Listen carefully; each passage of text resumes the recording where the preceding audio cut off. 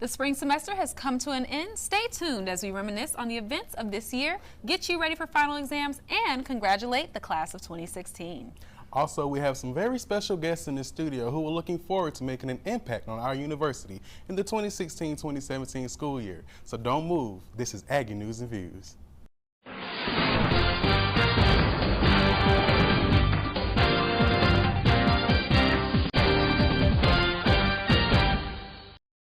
Thank you for tuning into Aggie News and Views. I'm Misha Caldwell. And I'm Jaquez Spivey.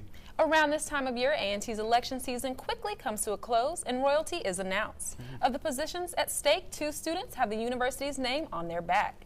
Aggie News and Views political anchor Arlette Hawkins has them here in the studio. Arlette? Ladies and gentlemen, please welcome the 2016-2017 Mr. and Miss North Carolina Agricultural and Technical State University, Jasmine Bowles and Jeffron Smalls. So, what was your favorite part about running for Mr. and Miss? Jess?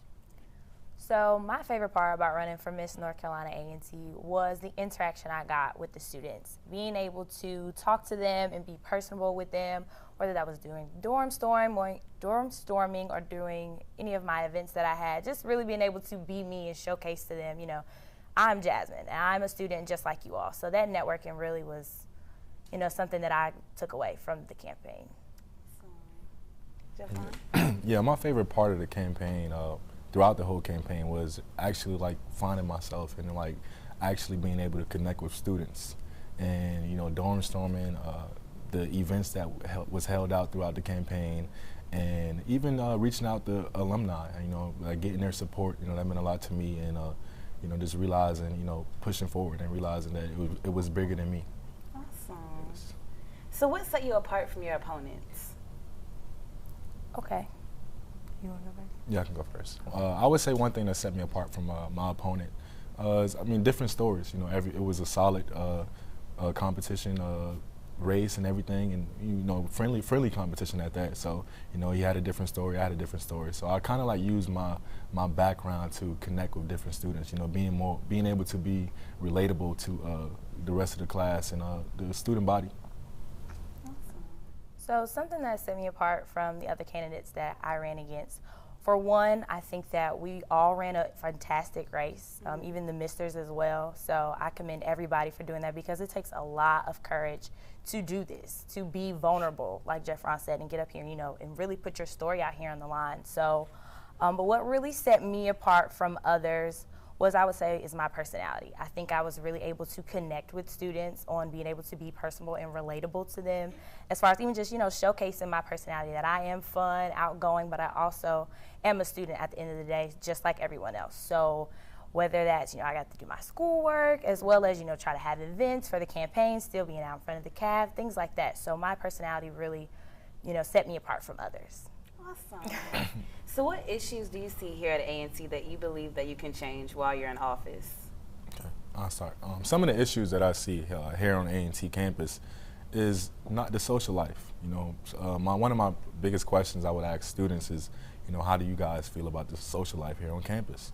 And you know, they say that it's not, like, the social life is not, you know, how they want to see it. So I want to be able to do community service and initiatives that would allow students and the entire student body to be involved, which consists of, you know, collabing with different organizations, you know, trying to figure out ways and strategically think of how I can get more students involved.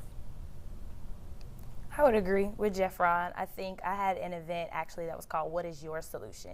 And I basically asked students 2 questions. One, what would they like to see in their next Miss North Carolina A&T, as well as community service initiatives that they would like to get involved in, because sometimes it's very hard to get people to come out to do community service, especially when they're kind of very cliche sometimes.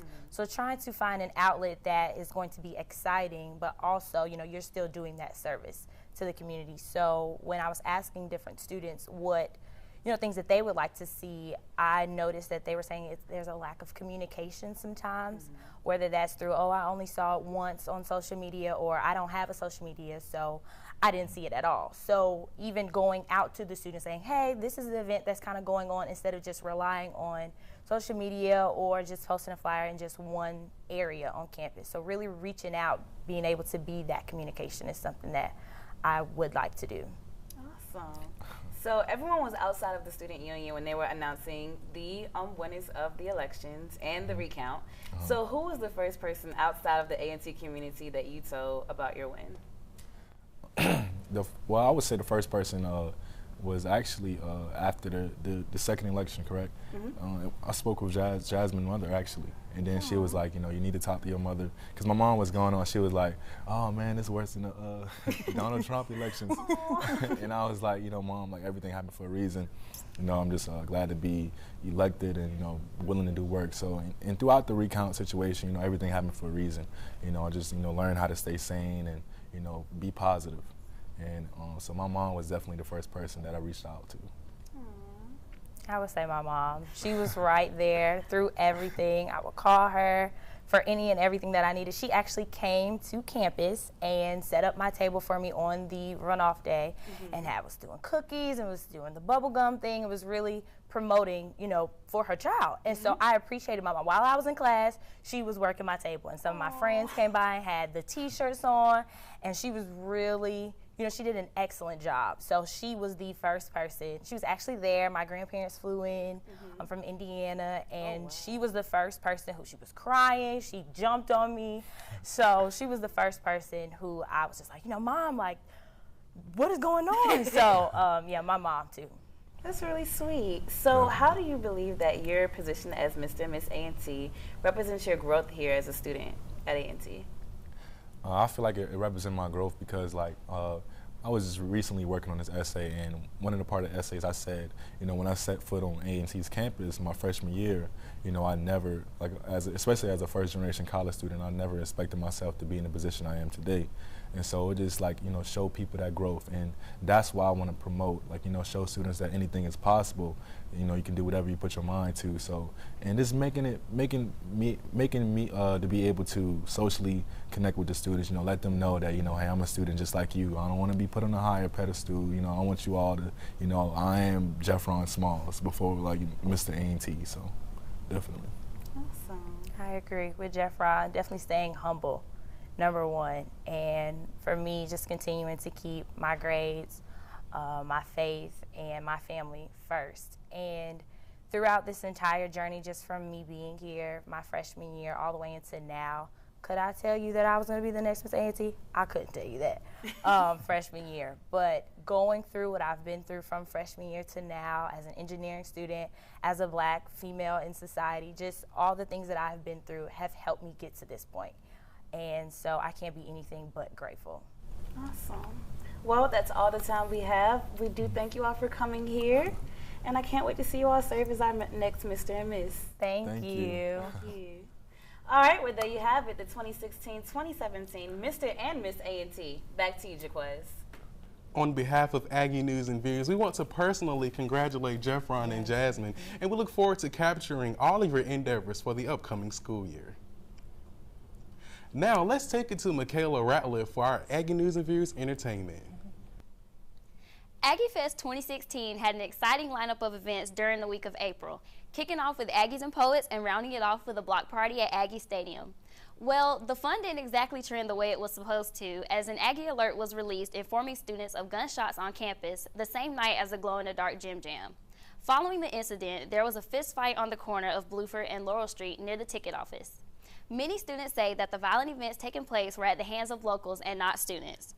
Thursday, the Chancellor's office released an email stating that the remaining Aggie Fest events were canceled due to the unfortunate events on campus. However, the spring game was still scheduled for that Saturday. Now, Dominique, in the midst of the Aggie Fest events being canceled, please tell us that our boys did good on the football field. What's it looking like for the fall? Well, Michaela, our football team is looking tremendous as the first team offense took on the second team defense and the second team offense taking on the first team defense. And we actually had Jaquez Spivey to actually go out and check out how our football team is going to look next year. Yeah, Dominique, the blue and gold did look pretty good today, and today's game is just a sneak peek of how they'll look in the fall. If they continue the good work, they may get another 10-win season, or maybe even an invitation to the Celebration Bowl.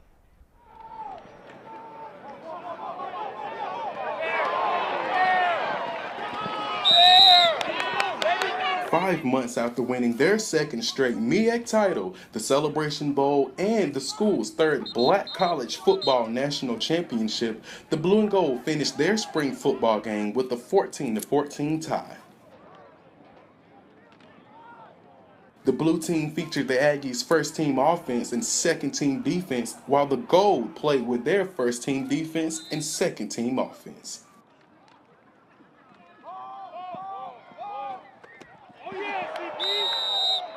Head coach Rod Broadway says they have to make some improvements, but he thinks they have a chance for a great season. A lot of work to do.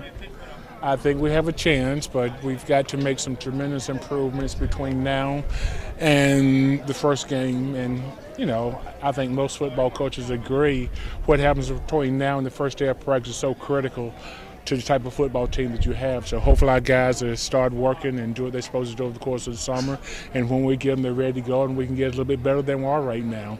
As the Aggies continue to put in work, it looks like they will have a great season in the fall, which begins with them taking on the St. Augustine Falcons. For Aggie News and Views, I'm Jaquez Spivey. And looking ahead to next semester, our football schedule for our boys will be taking on the likes of Hampton and Tulsa. And our homecoming game will actually be facing FAMU. And we want to thank our viewers for sticking around to watch all of the Aggie News and Views segments. Yes, and please be sure to follow us on social media for individual sports, politics, and entertainment updates. I'm Arlette Hawkins. I'm Michaela Ratliff. And I'm Dominique Moody. Back to you, Jaquez and Misha at the anchor desk. Aggies finals are once again upon us. Yes, the time of all-nighters in Bluford Library and stressful study sessions have arrived. In order to keep you confident and comfortable in the faces of tests, Gabrielle Cook is here with a few tips from the Center for Academic Excellence. Let's take a look. Aggies, if you haven't been doing well in your classes this semester, the chance to redeem yourself is here. Finals week begins May 9th through the 13th, and in order for you to be successful, I sat down with Mr. William Grant Hill.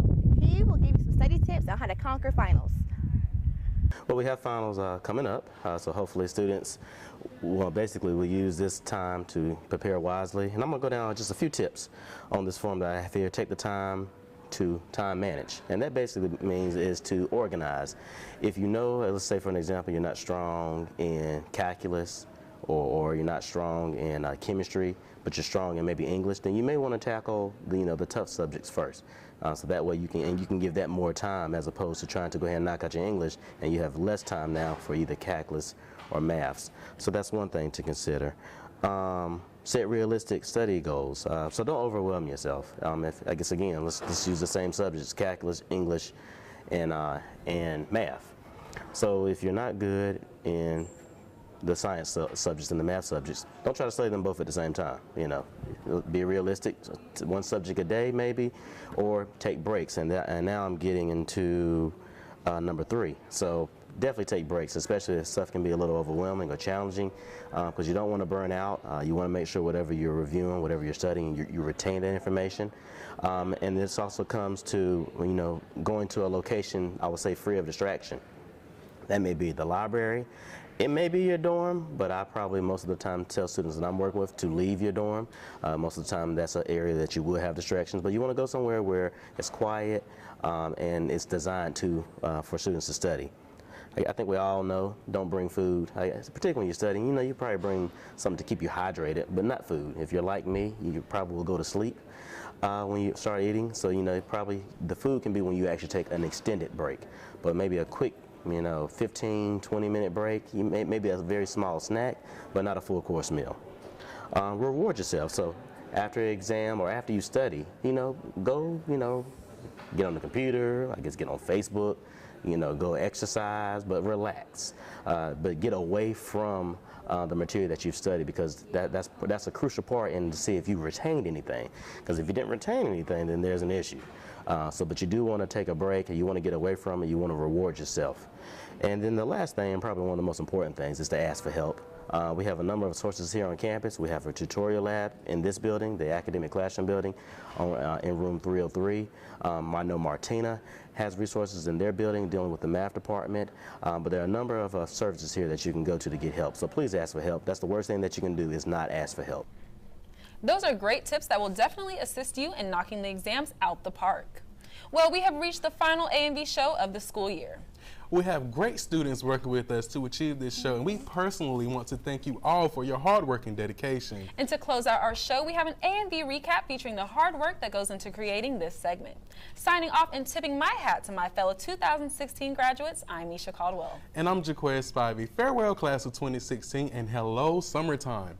This is Aggie News and Views. I miss you so much.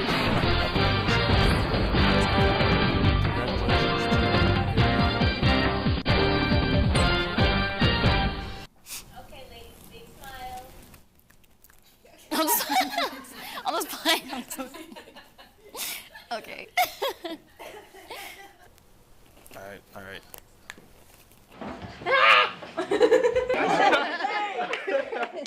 Did she walk in? She did that walk. Like, she did that. So funny. Everybody's being picked up on the wireless. I think everybody is. Yeah. Spivey. Farewell, class of 2016. Sorry. I'm actually doing this for the.